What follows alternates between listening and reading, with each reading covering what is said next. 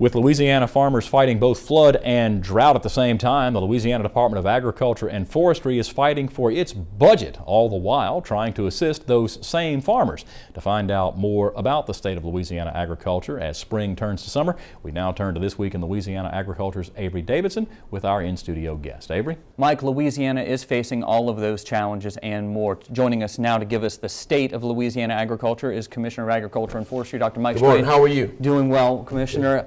Tell me a little bit how we're dealing right now with the drought and the flood at the same time. You know, it's a very unusual circumstance where we have flooded acres that are under a drought index. 52 of our parishes are currently in the drought index, and we have over 50,000 acres inundated by the floods.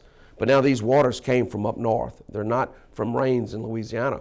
Now the waters will stay in the floodway, in the Atchafalaya, for probably a few more weeks. We still have bays open in the Morganza and also at the Bonnie Carry. And then once the waters go down, we will reassess. We're going to see how much silt is there. Then we have to bulldoze the silt off, reestablish the normal drainage. And we've been talking to the federal government about that because that drains large sections of Louisiana. So all the drainage systems now, think about it, are all silted over. So we're going to be dealing with that. And then how quickly can we replant? How long does it take for the microenvironment? You know, because soil is a living thing.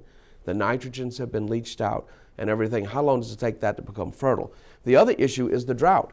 And when you're looking across the United States, that's becoming a huge issue. The bumper crop that we had hoped for this year across the United States, it's going to be lessened. It's going to be lessened because we need water all over the United States. You've seen it now reflected. The drought is reflecting now in the price of commodities as they move up. But I can tell you our farmers are standing up tall and strong. What are you looking at this year as far as budget cuts, and what is that going to mean? Currently, as House Bill 1 came out of committee, they further cut my department $2.8 million. In Office of Forestry, $500,000 from salaries, and over $620,000 from aviation maintenance. We have a fleet of aircraft, 12. Instead of using 100 fire towers, we have 12 aircraft. Those aircraft fly surveillance. When they see a fire, they direct our crews. They also analyze the fire. How many crews do we need? What type of fire it is? How much force we need to put there? And once the fire crews reach the fire, they stay overhead because we're putting men and machines, men and women and machines, into the fire, Now you think about putting a bulldozer into the fire. I don't want to be here one day and say we lost 100 square miles. We have shown that we can cut our budget.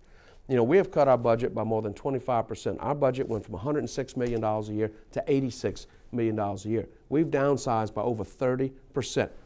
Department-wide, we've gotten downsized by over 400 vehicles, 35% of that, 35% of our aviation fleet.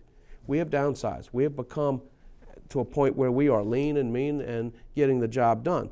But there's a finite point. I am responsible for commerce and the health and safety of our citizens, both in food, in dealing with make sure our food is healthy, it's properly prepared, in weights and measures, the foundations of commerce, in fire, in pesticides, herbicides. We're a regulatory and human protection agency.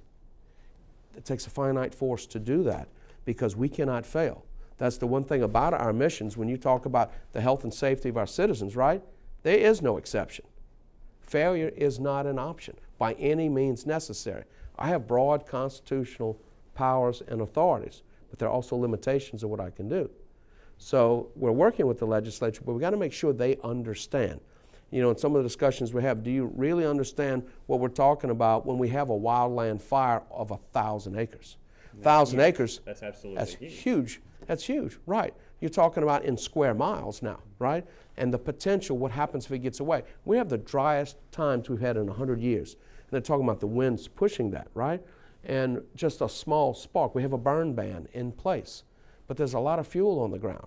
And you have a lot of areas that they used to burn every year, and now because the urban interface, they're not.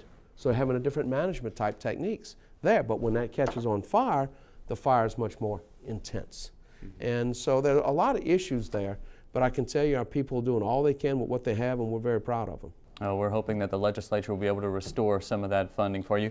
He is Commissioner Mike Strain with the Louisiana Department of Ag and Forestry. So Mike, as you can see, there's obviously going to be a fight on several fronts, but the main one right now needs to be in the legislature. Back to you. Thanks, Avery.